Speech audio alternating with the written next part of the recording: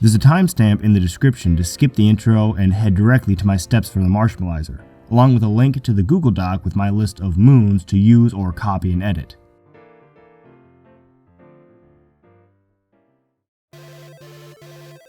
So I picked up Super Mario Odyssey a few years ago, and it's pretty good. I've played through it a few times now, and I think the kingdoms are well designed, with some nice platforming segments sprinkled in. Collecting power moons is generally fun, although I like gathering purple coins even more, and the captures are a nice change of pace. I especially favor the uproots, the little green onion guys. Its greatest feat has to be Mario's impressive array of movement options, probably surpassing Sunshine in sheer volume. I love how you can just pass right over this wall in Toasterana, or completely skip the Klepto segment in the Lost Kingdom. It has tons of versatility. However, as a collect-a-thon aficionado, there's one aspect of the game I want to address, and that's the availability of the moons. And some purple coins, but we'll focus on the moons. When you arrive in a kingdom, many of the moons are locked away, so initially you're only able to collect moons that are on the opening layer. Then, when you gather the story moons, you can unlock the next layer and can collect more moons. The next layer is sealed until you beat the final boss. Spoiler, it's Bowser.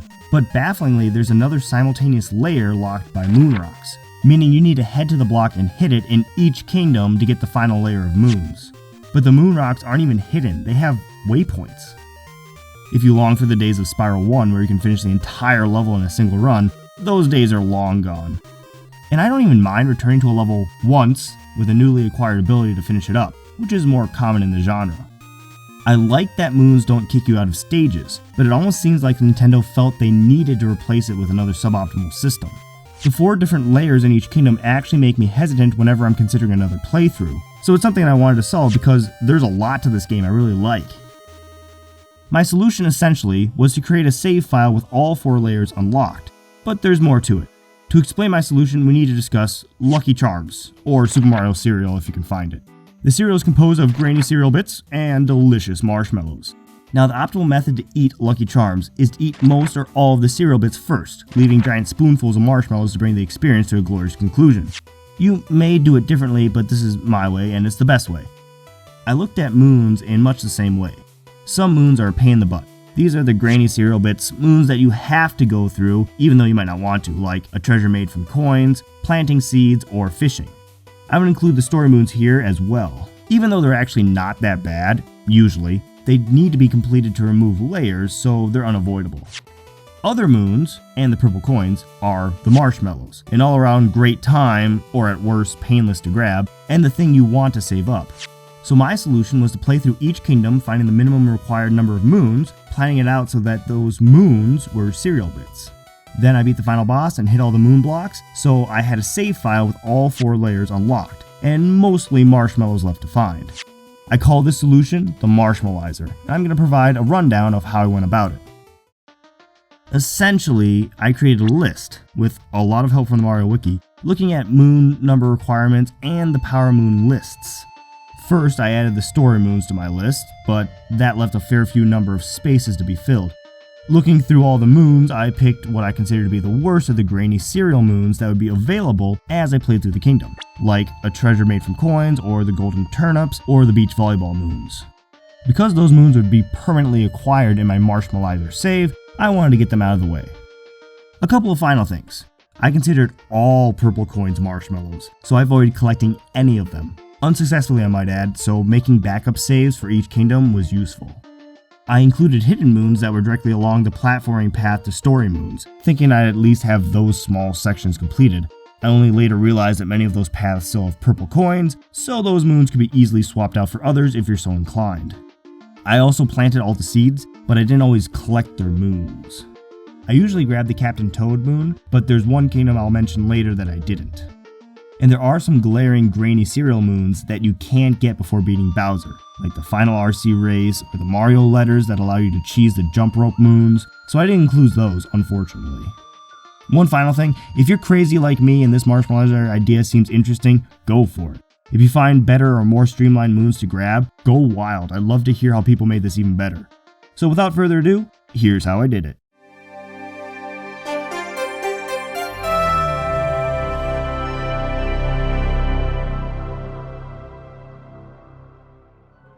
After getting odd-jobbed by Bowser, you land in the Cap Kingdom, but there are no moons here.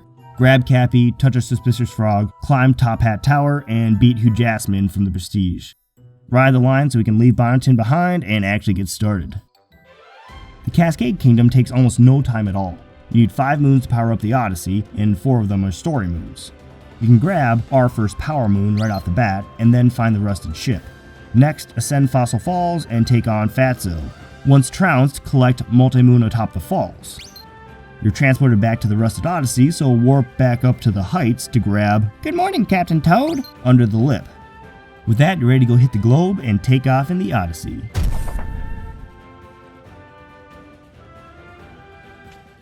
The Sand Kingdom is one of the bigger kingdoms, requiring 16 moons to proceed.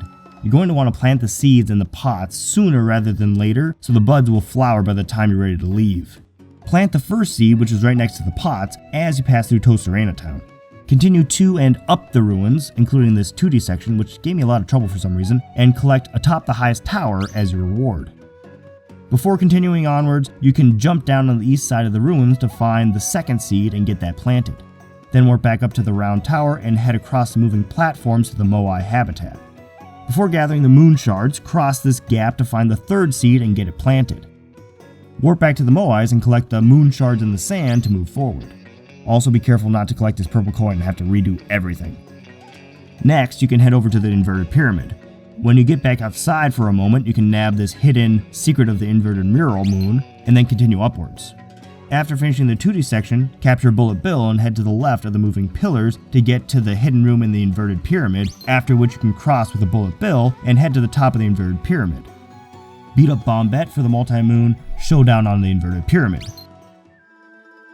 Night will fall, the pyramid will rise, and grant you access to the underground. Warp to the round tower again, and head for the hole. Bring a few Goombas together to get Goomba Tower assembly, and then head up and grab a Bullet Bill. Veer right and climb to the top of the wall, hit some invisible blocks, and grab the moon from the underground treasure chest. Now you're all set to take on the Blue Army and get the multi-moon, the hole in the desert. Once everything's back to normal, head east to the desert oasis, capture the Lakitu, and then catch the biggest fish in the sand north of the oasis for "You're quite a catch, Captain Toad." Head back into town for a little desert gardening, and with those 3 moons, you're ready to kiss Tostarena goodbye and move on.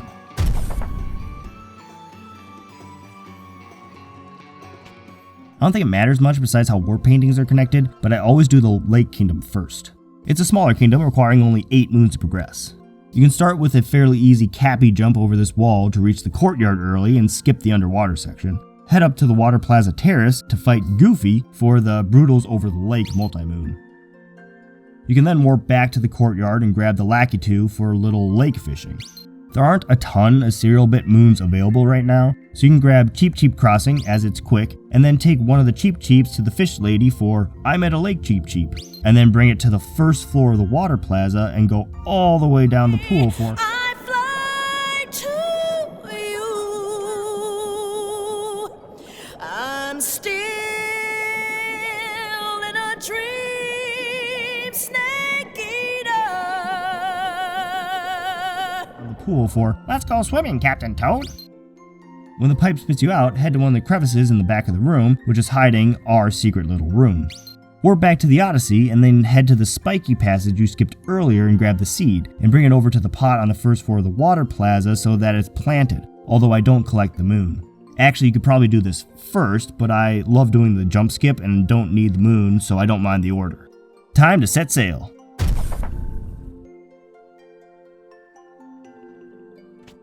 The Wooded Kingdom, the bigger of the two options, requires 16 moons to move on. Travel past the Sphinx to the poison goo area, head up the platforms to the uproot, and then go through this little section, or take the easy skip and kill the Piranha plant for the Road to Sky Garden moon. Take the flower path inside the Sky Garden Tower, where you can capture an uproot for both nut planted in the tower and stretching your legs, before heading out to fight Stinky Pete for the multi-moon Flower Thieves of Sky Garden. After that, I purposefully fell down into the deep woods, so while you're down here, grab a few moons, like beneath the roots of the moving tree and past the peculiar pipe. You can use the T-Rex to break this rock to get by the Babbling Brook in deep woods, and this rock to get the hard rock in deep woods. If you have over 500 coins, you can capture this coin coffer and shoot this plant with those 500 coins for a treasure made from coins. Head back topside and use a Sherman to open this blocked doorway and ascend to the forest charging station. Take the path around up to Station 8 and use another Sherman to hit the targets and get the path to the secret flower field moon. Head on through to the secret flower field and fight my favorite boss of the game, King Goobot, and get the multi-moon defend the secret flower field. After being brought back to the Odyssey, warp back up to the secret flower field entrance and head back down a ways to the P-switch. Platform up to the observation deck and capture the Glide-on, taking it down to the platform for "Hey out there, Captain Toad!" putting us at 16 and ready to move on.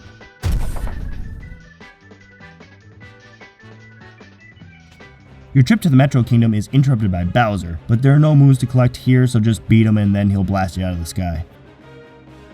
Your ship crashes into the Lost Kingdom and needs 10 moons to be repaired.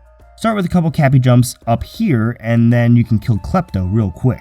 Then, on the level below him, grab a trap beetle to blow up this shining block for Wrecked Rock Block, and repeat the strategy for the Caged Gold, which can be a little obnoxious. Climb up Rocky Mountain and sneak up on the butterfly for a butterfly's treasure. The cave nearby houses cave gardening. From there, you can drop down to the mountainside platform checkpoint, putting you right next to Over the Fuzzies above the swamp. Next, capture a tropical wiggler and work your way across the stumps to find a cave with "Get some rest, Captain Toad!" and then retrace your steps collecting the moon shards in the jungle moon. At this point, Klepto inexplicably revived and stole Cappy, so I had to go get him. But that's okay because you can grab a tropical wiggler and head back for peeking out from under the bridge, and then twist and turn up treasure further back by the Odyssey. Finally, there's a Glide-on at the top of Rocky Mountain, and you can take it down to the little island for the Soaring Over Forgotten Isle moon. Patch up the Odyssey and set off.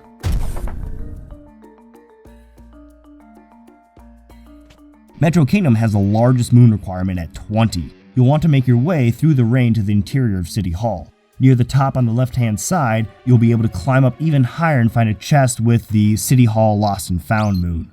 Head out onto the roof and engage the Mecha Wiggler and beat it for the New Donk City's Pest Problem multi-moon. When the sky's clear, head back to City Hall and speak to Pauline out front, then talk to the drummer nearby for Drummer on Board. Warp back to the Main Street entrance and do a little city gardening. This time, all the seeds are here in the corner of the park, and you need to find the pots. The first is in the corner of the park by the guitarist. The next one is on the building to the west of the park by some billboards. The third pot is on the west side of town, on a building next to the slots room. With those planted, you can return to the park and talk to the guitarist for Guitarist on Board. From City Hall, head east and cross the power line to find the bassist for Bassist on Board. Again from City Hall, head west and use a taxi in front of the outdoor cafe to bounce up onto the building to work your way up to the trumpeter for Trumpeter on Board. Now head to the underground power plant and turn back on this rotating platform for sewer treasure, after which you can continue through, kill the piranha plants, and get powering up the station. Head through the celebration on the upside down screen with fire below and falling barrels. There are 2 invisible blocks that lead to a pipe and to celebrating on the streets. Keep going to get the multi-moon, a traditional festival, and end the sequence. Now warp to the rooftop of City Hall, circle around the back, and jump off onto the girder for "How you doing, Captain Toad?" Warp back to the Main Street entrance and control the guy with the RC car to get remotely captured car. Head inside the building and best the challenge for RC Car Pro. Head back to each pot for some city gardening, putting you at 20 and ready to power up the Odyssey.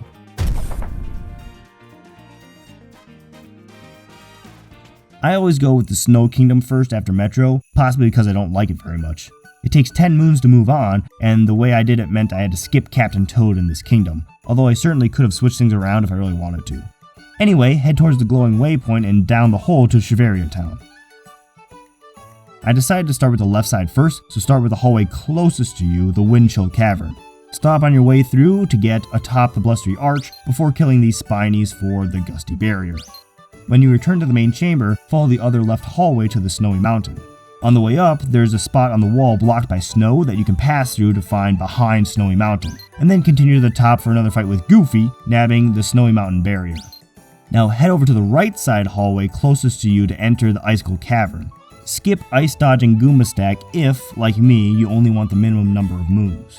Make your way up to the giant icicle and drop it down for the Icicle Barrier.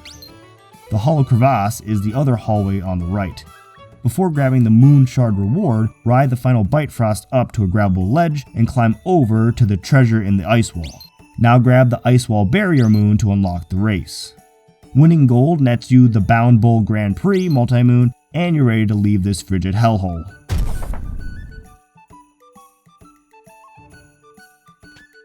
Finally out of the Snow Kingdom. The Seaside Kingdom also requires 10 moons, 7 of those story moons, but I had an easier time deciding how to fill in the rest. Start by heading east to the Rolling Canyon, grab a Gushin and work your way up to the ledge above the boxes at the top. Head to the left for the "Good job, Captain Toad" moon. Then jump down to the ledge to find the seal above the canyon. Now continue east along the shore and up some ledges for the first of 4 seeds, which you'll be planting but not collecting. The 4 pots are on the way western edge of the shore on top of the beach house. Once planted, head a short ways east to the river and find the second seed at the bottom of the river's mouth. The third seed is on a rock on Hot Spring Island, just make sure you hit the checkpoint before moving the seed. The 4th and final seed is in the ocean trench near the underwater sphinx. Bring it to a pot so you can move on. While at the beach house, capture a Gushin and use it to climb up the stone pillar nearby for the stone pillar seal. Warp back to Hot Spring Island, capture a Gushin, and clear the water of lava and grab the Hot Spring seal. Warp to the ocean trench west and capture a Cheap Sheep and bring it to the pool that leads to the lighthouse. Work your way through the tunnel and on the other side collect the lighthouse seal. Enraged, Squidward becomes Captain Magma and you must defeat him, awarding you the multi-moon "The Glass is Half Full." With that done, return to the beach house for some beach volleyball. I recommend controlling Cappy in 2-player mode for this, making the challenge a little easier to get 100 returns and both moons. With 10 moons, you're ready to power up the Odyssey.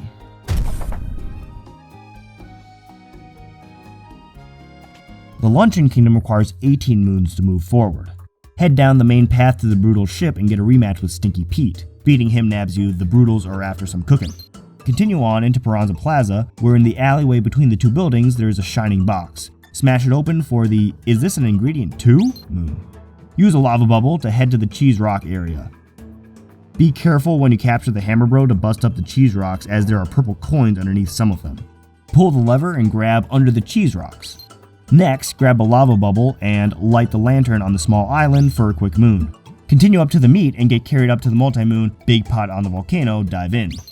After getting blown back to the Odyssey by Big Bird, take the new path to the west and head into the volcano cave.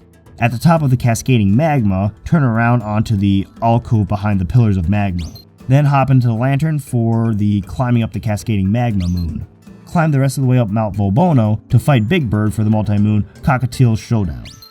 Again, from the Odyssey, grab a couple of lava bubbles to light the 2 flames for a moon. You probably lure the Fire Bro over, but I think my way's faster. Now warp to the start of the peak climb and backtrack to the door from the volcano cave. Lure the piranha plant so that will light the far off lanterns for you. Now warp to the top of peak climb, capture a lava bubble and jump down to the lava sea and head over to the far off island for "Bon appetit, Captain Toad!" Next, go for the golden turnips. Start by warping to the path to the meat plateau and capture a Hammer Bro. Head across the platforms to a hidden cheese rock and smash it to find the golden turnip and return it to the cauldron for golden turnip recipe 3. Another golden turnip is right next to the crazy cap, so that's a quick golden turnip recipe 1. For the last golden turnip, warp back to the path to the meat plateau and again capture a Hammer Bro. Head to the pillar that houses the cheese rock room. Use the Hammer Bro to jump up the pillar, ignore the moon, and grab the turnip. Return to the cauldron once again for golden turnip recipe 2. With our list checked off, you're ready to head out.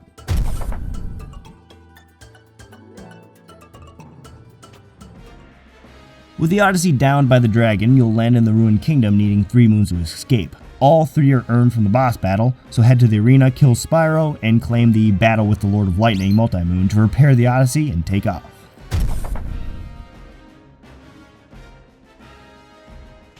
You finally reach Bowser's Kingdom needing only 8 more moons. Advance through the level, ignoring anything that isn't the way forward. In the courtyard rear, defeat the Stairface Ogre for the Infiltrate Bowser's Castle moon. In the second courtyard, collect the moon shards with Pokio to get Smart Bombing. Continue forward. In the main courtyard entrance, you will have rematches against Bombette and Hugh Jackman again, winning the moon Big Brutal Battle. When you make it to the Showdown Arena, you get to fight the super fun boss Robo Brood and win the Showdown at Bowser's Castle multi-moon upon victory. Now warp to beneath the keep and capture the Lakitu on the east side and head to the west side for some fishing in Bowser's castle. Once Poochie departs, warp to the outer wall and head to the east side of the roof around the corner for "Good to see you, Captain Toad." That should put you at 124 moons, and now you're ready to head to the moon and face Bowser to save Peach.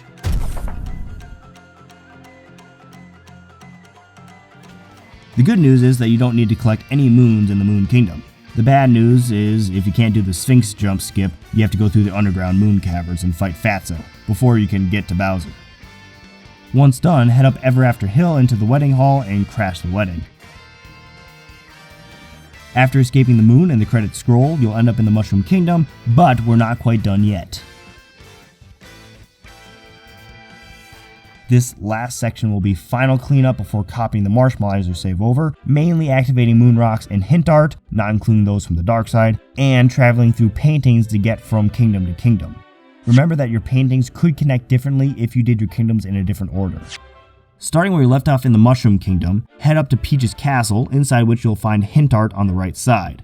Head back out and warp to the Odyssey because there's a painting just behind it leading to the Snow Kingdom. In Shiveria, start by heading straight for the moon rock, which is diagonally across the way. Then warp to above the ice wall and head down to the town. Turn left to find the hint art. Check it, and then warp up to the Odyssey, grab a Typhoo, and head east to the wood block. Blow it across and head to the painting to the Cascade Kingdom. Once you get to Fossil Falls, warp back to the heights where you fought Fatso and hit the moon rock, and then head under the waterfall, avoiding the purple coins, and take the painting to Bowser's Kingdom. Back in Bowser's Castle, warp to the main courtyard and turn right to hit the moon rock. The other side has hint art to check, and then head back to the main courtyard entrance to find a painting on the western building to the Seaside Kingdom. From the ledge in Bub Lane, drop down and hit the moon rock. There's hint art nearby on the cliff wall above the river. Then take one of the geysers up to the glass tower, and at the bottom find a painting to the Lake Kingdom. Above Lake Lamode, warp back to the Odyssey, and then reach the moon rock on the eastern side of the area. There's hint art across the way on the stairs near the Odyssey. Head up the stairs and you'll find the painting to the Sand Kingdom in the pool where Lakitu is fishing. In Toast Arena, there's hint art on the back of a building on the east side of the town, and the moon rock is on the west side of town. Then warp to the round tower and head east to find the painting to the Metro Kingdom on a pillar. In the Metro Kingdom, warp to the rooftop of City Hall. Jump down to where the trumpeter was to find the hint art. Then warp back to the Odyssey where you'll find the moon rock nearby. The painting is tucked behind the Odyssey and leads to the Wooded Kingdom. You'll find yourself in a cage in the Steam Garden, so warp back to the Odyssey. There's hint art on the back of a nearby tree, and as you continue on you'll soon find the moon rock. Warp to the observation deck and capture the Glidon. Glide directly west and find a painting to the Luncheon Kingdom. Back at Mount Valbono, warp to the Salt Pile Isle and use a lava bubble to reach the moon rock.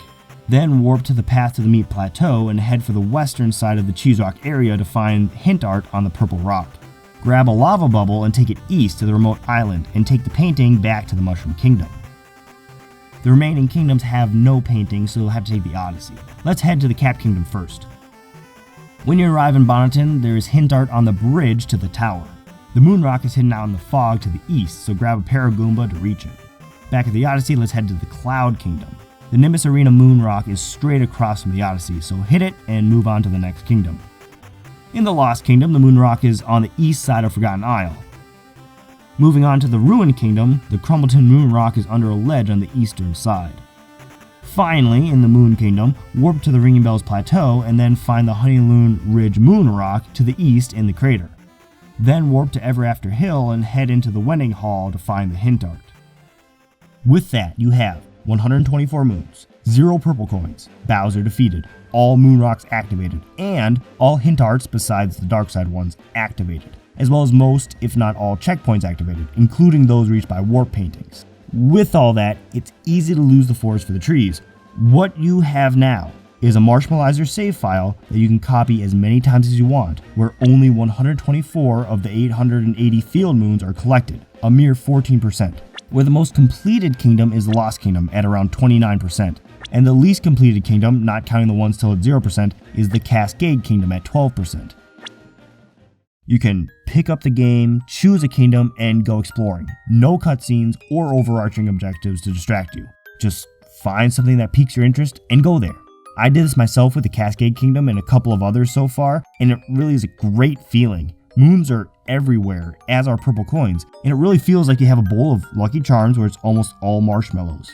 It's funny because this game was kind of distasteful while I was setting up the Marshmallizer, but once I reaped the rewards, my love and appreciation came rushing back. So, if this interests you enough to try it, I just ask that you report back. Was setting it up kind of a chore like it was for me? Does having the Marshmallizer save make it more likely for you to start playing Odyssey again? The only thing that's prevented me from clearing all the kingdoms is my backlog, otherwise I probably would have 100%ed from Marshmallizer by now. Super Mario Odyssey is not my favorite 3D Mario game, but it has some stiff competition, and it's a great game in its own right. I just like it more with the Marshmallizer. Thanks again for checking this out, and I hope to catch you in the next one.